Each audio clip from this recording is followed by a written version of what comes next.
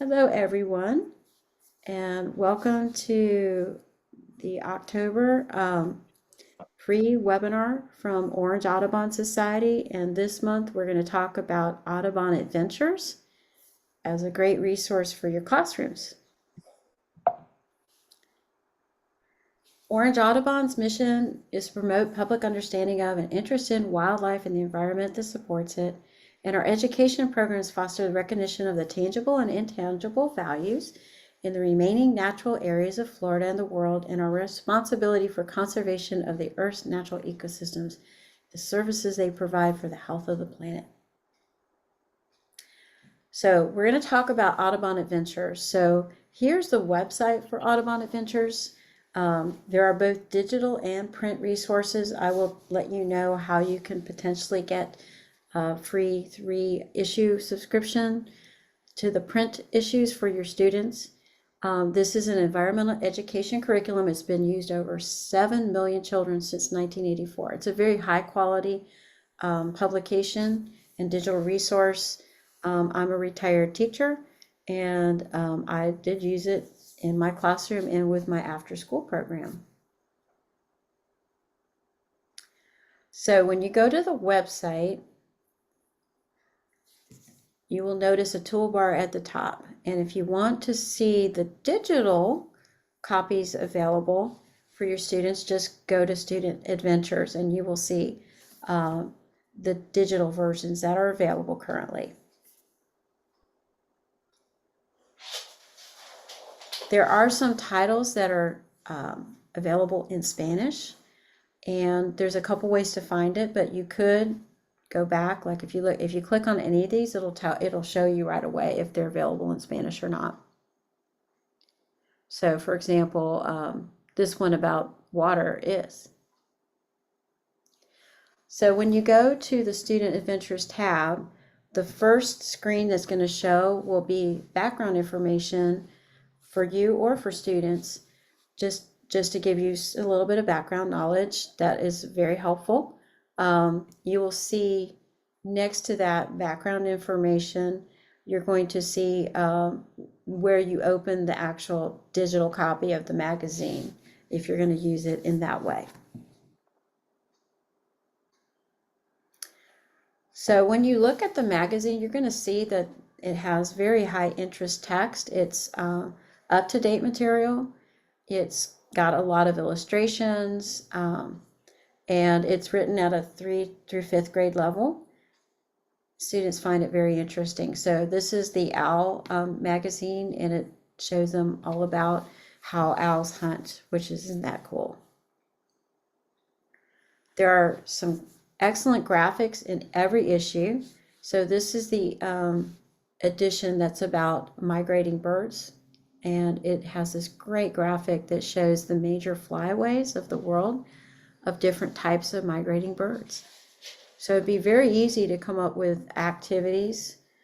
They have some activities, but you could even come up with your own, where you have the students look through that particular edition and break apart and look at exactly what they're looking at so they can understand that graphic. And this one also is in Spanish. Here's every issue has some classroom activities. This is the issue that's particularly awesome for Florida. It's all about the Florida scrub jay, and they have a fill-in-the-blank story that they help to write, and it's a practice with using different types of words and things like that. They have outdoor activities. So this is the issue, also available in Spanish, on plants and birds, about native plants. What a great little search, going outside looking for different kinds of plants and trees and looking at birds. Just a fun little thing you could do, wouldn't take long, but get the students really engaged in the topic. Also in the Student Adventures, they will have practical ways that students can help, because sometimes students get very overwhelmed with environmental issues, but some things that they and their family can do. So for example, this is the issue about helping birds in flight, And so this shows how you can create a series of patterns on your windows, even with very simple things like, soap, or even the highlighters. There's different things, and they go through all that. So this is just a very positive thing, and helps students to see ways they can help.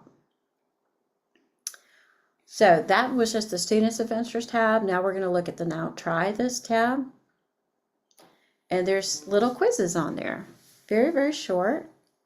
They're tied to the topics. Now, each of the magazines does not have a quiz. This is the one that was just a general one about birds. And the Get to Know Birds magazine. And what's nice, it's self-correcting. So if you click on the wrong answer, it tells you you're not correct. So then you can try again. And that way they can learn as they go. There's also some puzzles and games. I know some teachers that have this as an option if they're on a particular unit that relates to this, that they could finish their work and they could go in. And there's some really nice little resources, like for adaptations. They match up the different beak and the different feet to the birds, so they can recognize their different types of adaptations. And then this is just kind of a fun thing. It's a coloring thing where you can color in the different birds, and they could even use a field guide to see the actual color. Well, actually, it shows the color up here. So also in the Now Try This is, it says Eyes on the Wild, and these are video clips, and they're short, and there's some really, really, really nice video clips.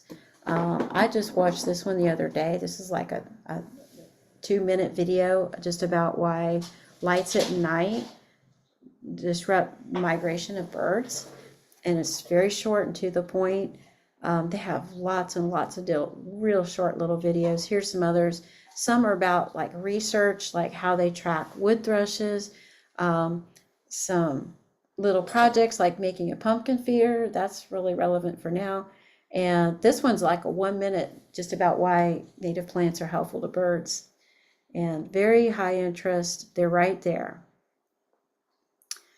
All right, there is a naturalist glossary. So this helps you get specific definitions to words that can have multiple meanings that relate to nature. And I really like that. This is a very useful thing.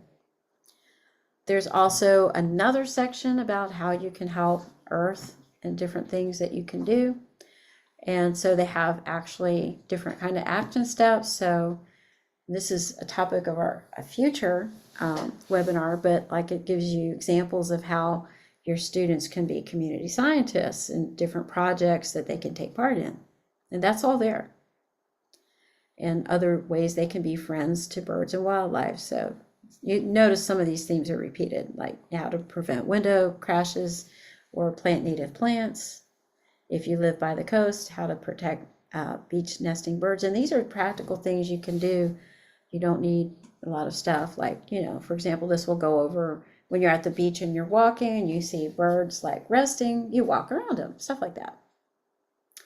There are some downloadable posters also in this section that, check those out. Those are nice.